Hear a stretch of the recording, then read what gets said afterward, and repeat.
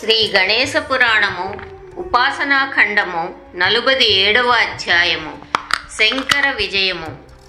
త్రిగుణాతీతుడు, త్రికాల బాధితుడు, సర్వలోక వంద్యుడు, అకించనార్తి నాశకుడు, వరదుడు అయిన గణపతి వద్ద వరములు పొంది శ్రీ మహాగణపతి నామ సహస్ర సంప్రాప్తమైన సంతోషంతో శివుడు ఆనంద భైరవుడై నాట్యం చేశాడు. బిగ్గరగా గర్జించి దేవగణాలందరినీ పిలిచాడు. యుద్ధ సన్నద్ధులు కావలసినదిగా వారిని ఆజ్ఞాపించాడు.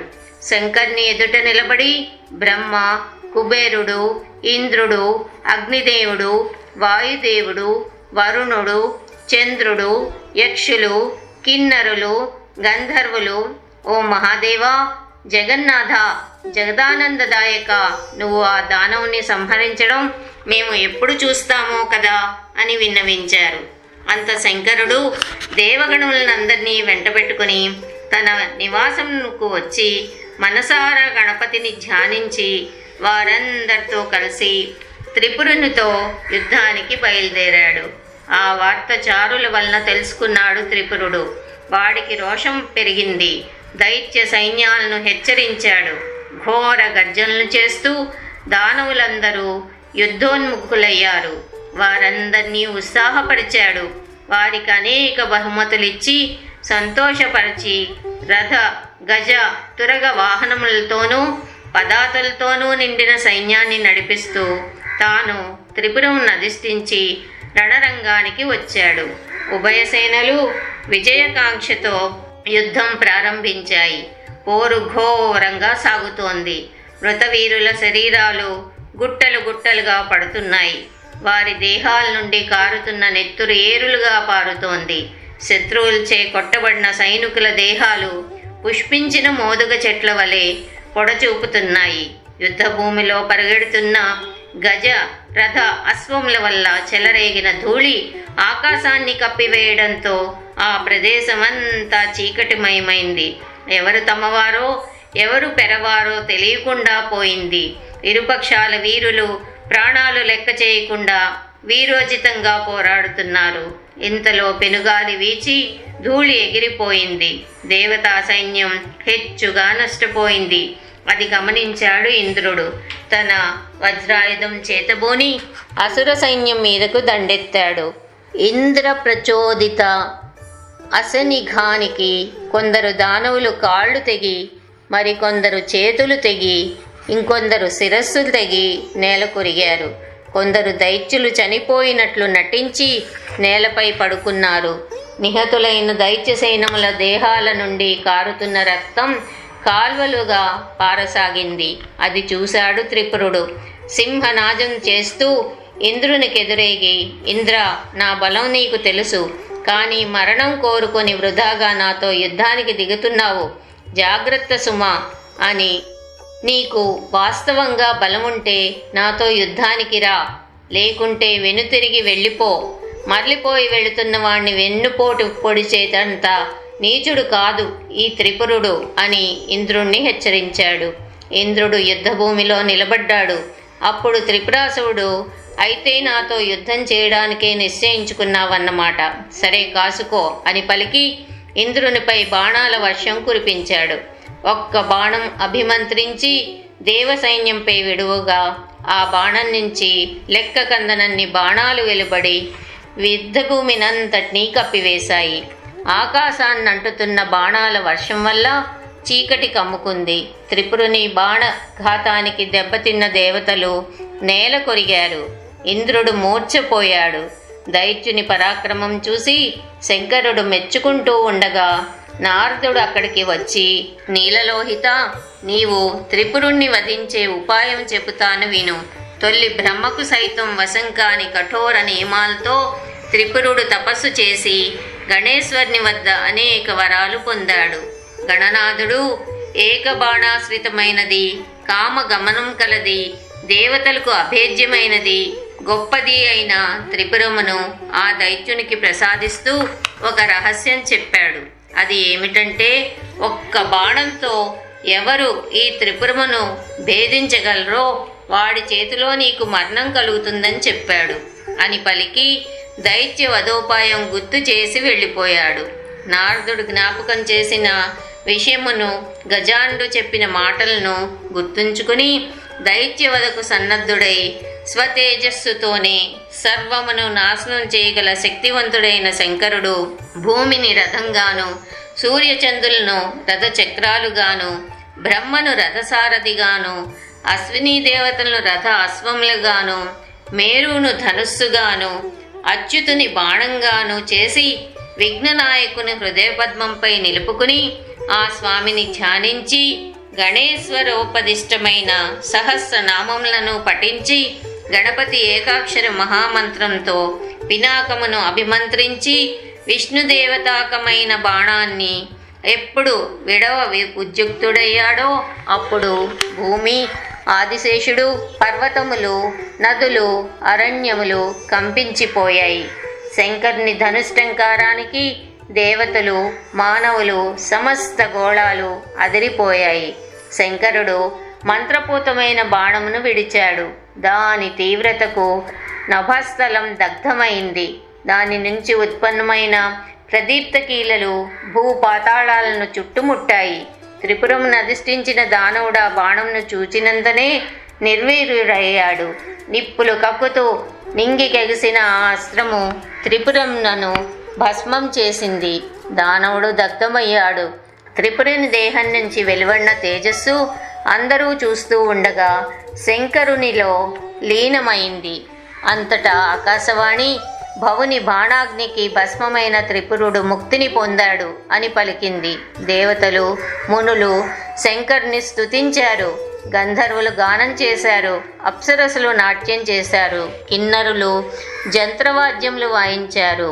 నారదాది దేవర్షులు పుష్పవర్షం కురిపించారు. శివుని ఆజ్ఞ పొంది దేవతలు వారి వారి స్వస్థానములకు వెళ్ళారు. మునీశ్వరులు స్వకర్మానుష్ఠానము తిరిగి ప్రారంభించారు.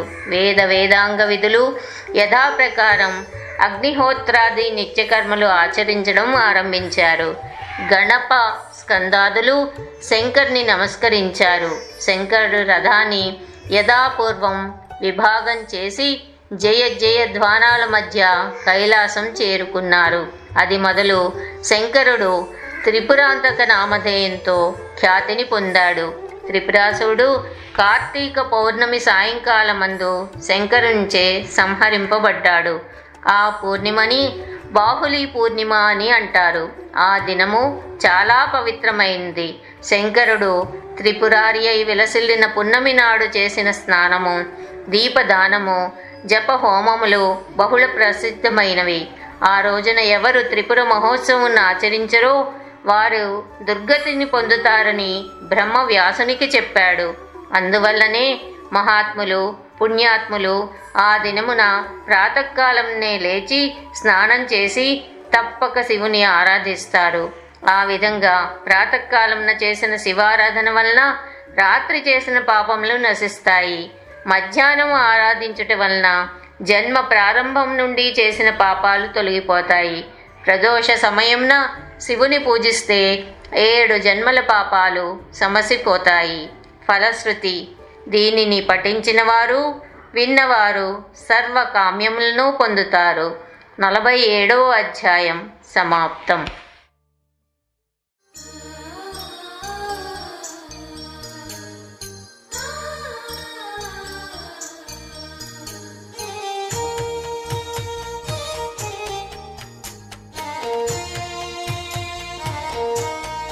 శ్రీ గణేశ పురాణము ఉపాసనాఖండము 48వ అధ్యాయము.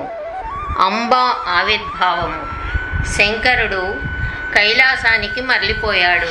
గుహలో ఉన్న పార్వతి బయటికి వచ్చి భర్త కోసం వెతుకుతూ అతడు కానరానందుకు దుఃఖిస్తూ, స్వామి ఎక్కడున్నారు? ఈ ఘోరారణ్యంలో నిన్ను కానుక విలిపిస్తున్న నన్నేల చూడకుండా ఉన్నావు. ప్రభు, నన్ను మర్చిపోయావా? నీ దర్శన భాగ్యం తిరిగి నాకెప్పుడు కలుగుతుంది? మిమ్ము విడిచి నేను ఎలాగా బతకగలను? నా దీనాలాపములు మీకు వినబడలేదా? మీరు తప్ప నాకు దిక్కెవరు? నేనెవరిని శరణు పొందగలను అని మిక్కిలి దుఃఖిస్తూ అరణ్యమంతా తిరిగింది. తర్వాత, ఓ తండ్రి, నన్ను తిరిగి శివునితో కలుపు. మళ్ళీ నీకు పుత్రికగా జన్మించిన దానినిగా భావించు. నన్ను నా పతి దగ్గరకు చేర్చు. దయచేసి నాకు ఈ వరం ప్రసాదించు. శివుడెక్కడున్నాడో వెతుకు. లేకపోతే నేను ఈ పర్వతం నుండి దూకి ప్రాణత్యాగం చేస్తాను అని హిమవంతుని ఉద్దేశించి బిగ్గరగా అరిచింది. ఆమె గోడు ఒక భిల్లుడు విని హిమవంతుని వద్దకు వెళ్ళి, ఓ పర్వతరాజా, దివ్యాలంకార భూషితే అయిన ఒక స్త్రీ చెప్పనలవి కానంతగా విలపిస్తూ నా కంటపడింది.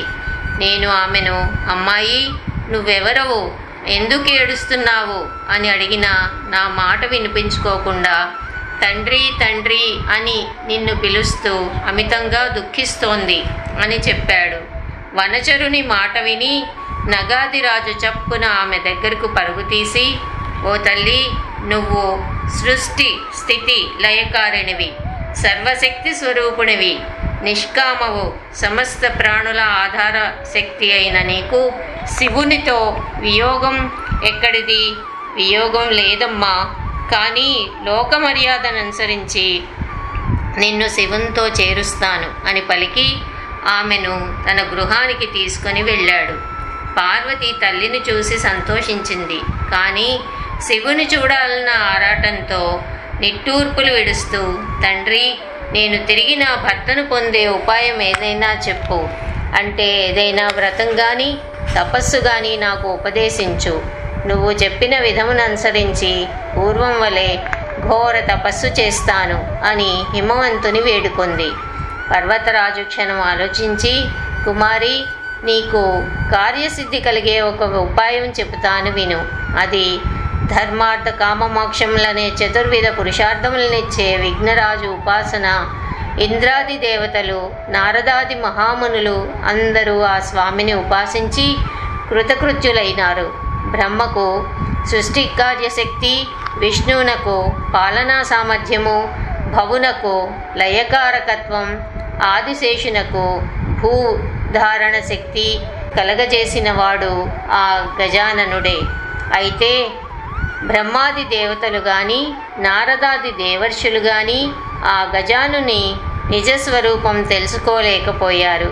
ఆ మహనీయుడు వాక్కులకు కానీ మనస్సుకు కానీ అందనివాడు, అనిర్వాచ్యుడు. అయితే నిర్గుండైనను భక్తులను అనుగ్రహించడానికి గజానన రూపుడై ఆవిర్భవించాడు. సర్వాభీష్టప్రదుడగు ఆ స్వామిని సమస్త కార్యారంభములందు విధిగా పూజిస్తారు. కాబట్టి నేను చెప్పే రీతిని అనుసరించి నువ్వు ఆ స్వామిని అర్చించు అని పార్వతికి చెప్పాడు. 48వ అధ్యాయం.